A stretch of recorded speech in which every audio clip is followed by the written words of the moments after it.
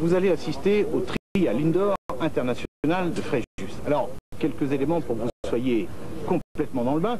D'abord, les arènes. Les arènes de Fréjus, elles sont romaines, elles ont 2000 ans et elles sont très costauds puisqu'en 1959, on se souvient que lorsque la ville de Fréjus avait été dévastée par le flot qui arrivait du barrage de Malpasset, qui s'était rompu, les seuls monuments qui avaient résisté étaient justement les monuments romains. À propos de costauds, voilà le Trial Indoor. Le Trial Indoor, ça consiste à passer des obstacles à moto. Et les obstacles, eh bien, c'est ce genre de choses. Ça paraît déjà presque impossible à passer à pied, alors vous imaginez, à moto, ce sera pas ça. Mais enfin, quand on a sur un plateau les 7 ou 8 meilleurs pilotes du monde de la spécialité, il faut ça pour les départager. Quant à cette arène, regardez ce qu'on en a fait. On l'a véritablement transformée en petit Bercy. Vous savez, cette salle magique où en fin d'année, on dispute le Trial Indoor de Bercy. Alors, il y aura bien entendu de la lumière, il y aura les meilleurs pilotes du monde. On va laisser le temps aux pilotes de se préparer, le temps au public d'arriver, un petit tour dans Fréjus, et puis ce sera la fête de la moto.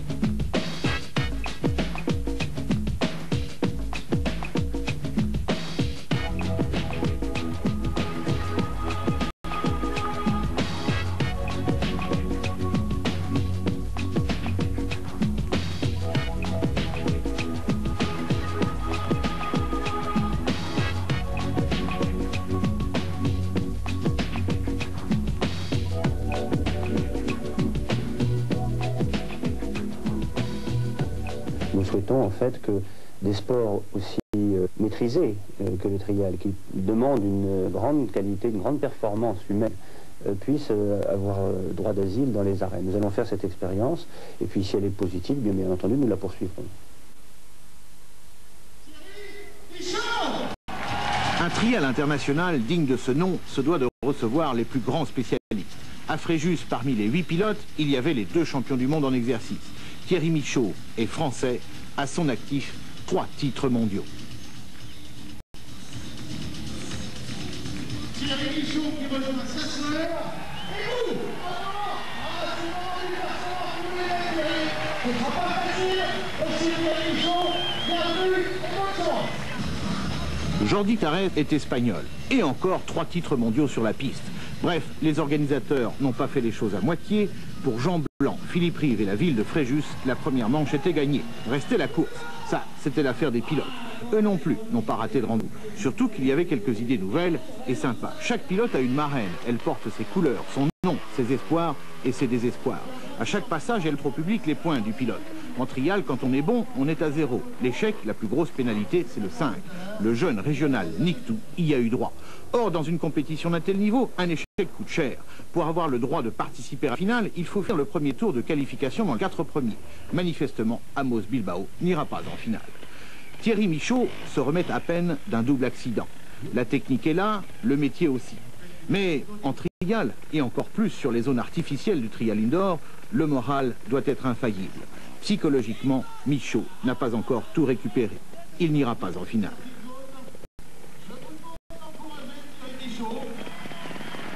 Il a de toute façon envie de vous entendre, même si ce sera jaune par échec. Voilà, par contre, faut qu'il sache que de toute façon, nous sommes avec lui. Je pense qu'il n'est pas très content. Pourtant, Michaud est toujours le fabuleux pilote que l'on connaît. Dans cette zone, personne n'est aussi bien monté que lui. Au passage, regardez bien, le Trial Indoor, c'est ça. Totalement incroyable, et pourtant, ça passe.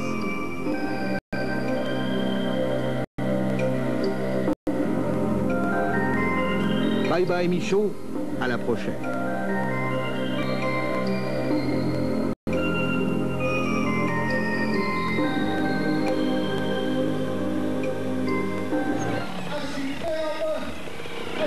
L'Italien Donato Miglio est un acrobate de l'indoor. Ici, parcours sans faute. Il était bien parti pour gagner sa place en finale.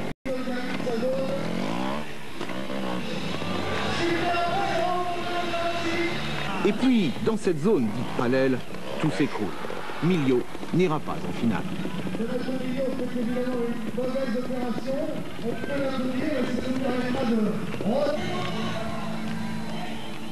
Les marraines se déchaînent. À partir de maintenant, le bonheur de ces dames signifie que ces messieurs sont dans les 4 premiers.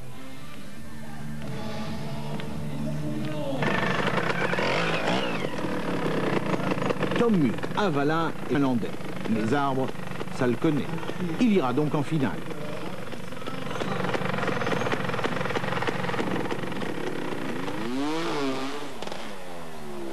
Bruno Camozzi est français. Jusqu'à l'an dernier, on l'appelait l'espoir français. Cette année, il a pris du galon. Il est devenu une révélation. À Fréjus, il pouvait passer dans la catégorie des valeurs sûres. Cet examen-là, il ne l'a pas raté.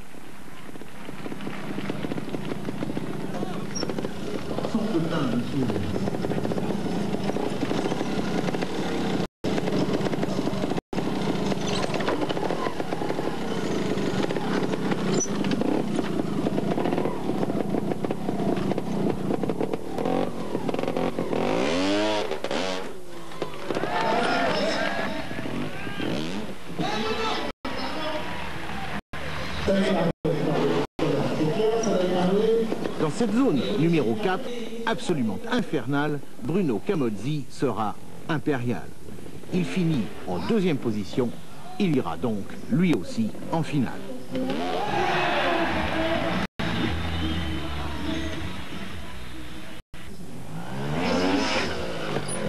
L'Italien Diego Bossis est définitivement l'homme à battre. Bien que n'étant pas champion du monde, il a toujours battu Tarès dans les trials indoor français. Comme d'habitude, il est époustouflant. Il va terminer le tour de qualification en tête, pratiquement sans poser un seul pied à terre dans les 6 obstacles du parcours, ce qui, en matière de trial, est le fin du fin.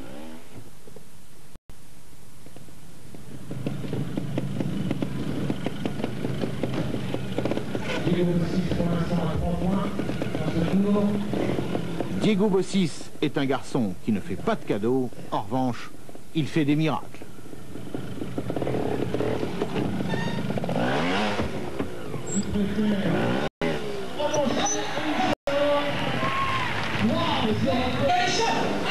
Ici, par exemple, dans cette zone parallèle, il va se permettre de pulvériser Tarès, le champion du monde.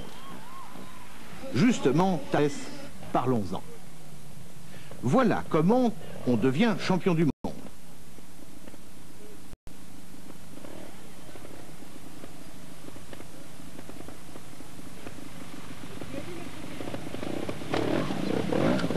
Mais voilà comment on perd le tour de qualification du trial de Fréjus. Les pieds sont tombés, les poings aussi.